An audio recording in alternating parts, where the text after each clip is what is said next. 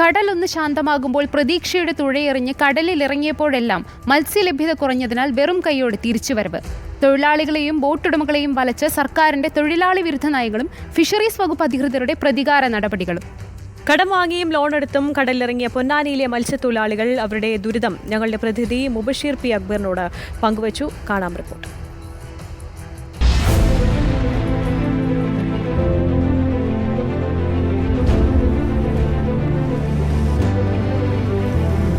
ഞങ്ങളത് സ്വർണ്ണഖനിയിൽ പോയി സ്വർണം വാരിക്കൊണ്ടിരുന്ന സർക്കാരിൻ്റെ ധാരണ യന്ത്രവൽകൃത ബോട്ടും പരമ്പരാഗത ബോട്ടും രണ്ട് വിഭാഗമാക്കിയിട്ടാണ് പറഞ്ഞത്. ഞങ്ങൾക്ക് രണ്ട് വിഭാഗമല്ല, എല്ലാം മത്സ്യത്തൊഴിലാളികളാണ്.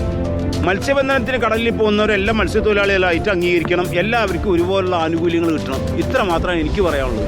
ജൂൺ 10 മുതൽ ഇന്നുവരെ മത്സ്യമേഖലയിൽ പട്ടിണിയുടെയും പ്രയാസത്തിന്റെയും ദിനങ്ങളാണ്. 10 മാസത്തെ സീസണിൽ ഈ വർഷമാകെ കടലിൽ ഇറങ്ങാനായത് വെറും 4-5 മാസം മാത്രം. ജീവിത ചെലവ് മുന്നോട്ട് പോകാൻ പറ്റാത്ത അവസ്ഥയിലാണ് ഇപ്പോൾ പോയിക്കൊണ്ടിരിക്കുന്നത്. അതായത് നമ്മൾ കടലിൽ പോയിട്ട് നമ്മൾ അധ്വാനിക്കാൻ പോവാണ്, അതിൽ കക്കാൻ പോകണമല്ല, കക്കാൻ പോണതിനേക്കാളും ഇടങ്കരയിലാണ് ഇപ്പോൾ അധ്വാനിക്കാൻ പോകാൻ.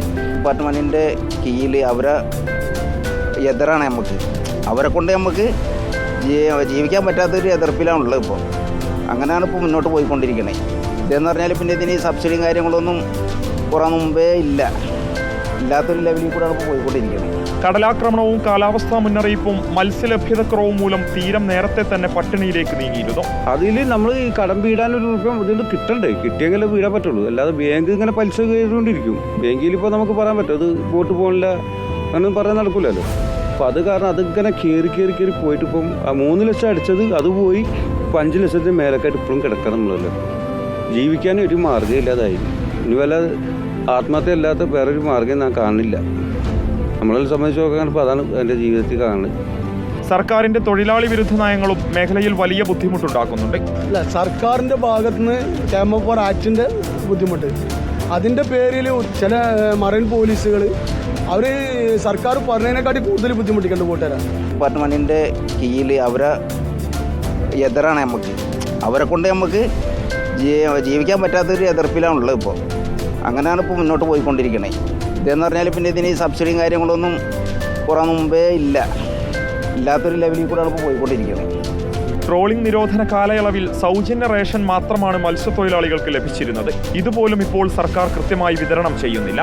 മത്സ്യത്തൊഴിലാളികൾക്ക് പന്നമാസക്കാലത്ത് സൗജന്യ റേഷൻ കൊടുക്കലുണ്ടായിരുന്നു സർക്കാരിൻ്റെ വക. 3 വർഷമായി സർക്കാരിൻ്റെ വക സൗജന്യ റേഷനില്ല. ഈ വർഷങ്ങളിൽ 4ാമത്തെ വർഷങ്ങളിൽ മത്സ്യത്തൊഴിലാളികൾക്ക്, പാവങ്ങളായ മത്സ്യത്തൊഴിലാളികൾക്ക് ഒരു മാസം സൗജന്യ റേഷൻ കൊടുക്കലിന് അതെങ്കിലും സർക്കാർ തരുമോ എന്ന് പിച്ചയാചിക്കുന്ന പോലെയാണ് മത്സ്യത്തൊഴിലാളികൾ ഇപ്പോൾ ജീവിക്കുന്നത്.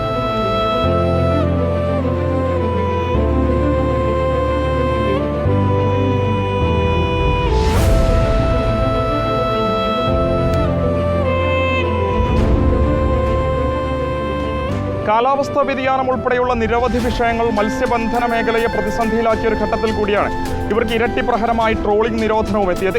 ട്രോളിംഗ് നിരോധന സമയത്ത് മത്സ്യത്തൊഴിലാളികൾക്ക് വിതരണം ചെയ്യുന്ന സൗജന്യ റേഷനെങ്കിലും കൃത്യമായി ഇവരുടെ വീടുകളിലെത്തിക്കാൻ സർക്കാർ തയ്യാറാകണമെന്നുള്ളതാണ് പൊന്നാനിയിലെ മത്സ്യത്തൊഴിലാളികൾക്കും ഒരുപോലെ പറയാനുള്ളത്. വീഡിയോ ജേർണലിസ്റ്റ് വിജിത് തൂർക്കടവിനൊപ്പം reporter Mubasheer P Akbar, in reporter, Ponnani.